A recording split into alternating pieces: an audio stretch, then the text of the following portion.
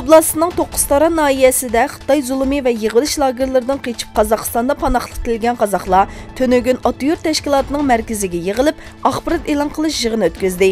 Ular Birleşken Devletler Teşkilatı ve Kişilik Hukuk Teşkilatlarına Xitoyning Sharqiy Turkistondagi kişilik hukuk tajovuzchiliklarining to'xtatilishi va urug' tuqqanlarning qo'yib berilishini talab qilib, iltimos xati sundi.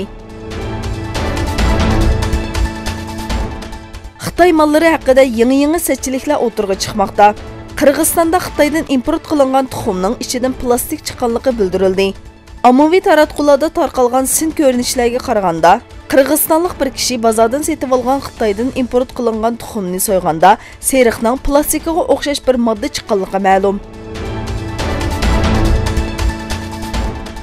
Quddus İslami Vaqflar idorasining bayonotchisi Firas Davis tarafidan e'lon qilingan yozuvchi bayonotda Masjidi Aqsoning barliq eshiklarining Isroiliya saqchilari tarafidan qamal qilinganligi, Haram Sharifda ibodat qilayotgan kishilarning hujumga uchraganligi bildirildi.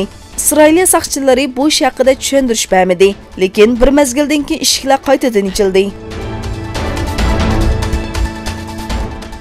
Rossiya Xitoyga sotgan S-400 tipliq boshqarilgan bomba mudofaa sistemasi topshirib beradigan paraxotning bo'ronni qilishi bilan ziyon uchirdi.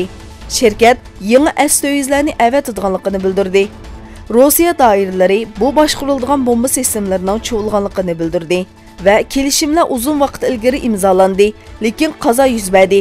Bomba sistemlarini to'shigan paraxotlar bo'ronda qoldi. Xitoyga topshirish uchun yangidan ishlab chiqaryapmiz dedi. Rossiya Davlatlik Mudofaa sanoati shirkati Rostekning yuqori darajalik amaldori Sergey Chemezov Saudiya Arabistonda Kalashnikov ishlab chiqarishga doir kelishim oy oxirida imzolandi. Saudiyalar 90% yerlik bo'lishini talab qilyapti. Biz buning texmi oz bo'lishini xohlaymiz dedi.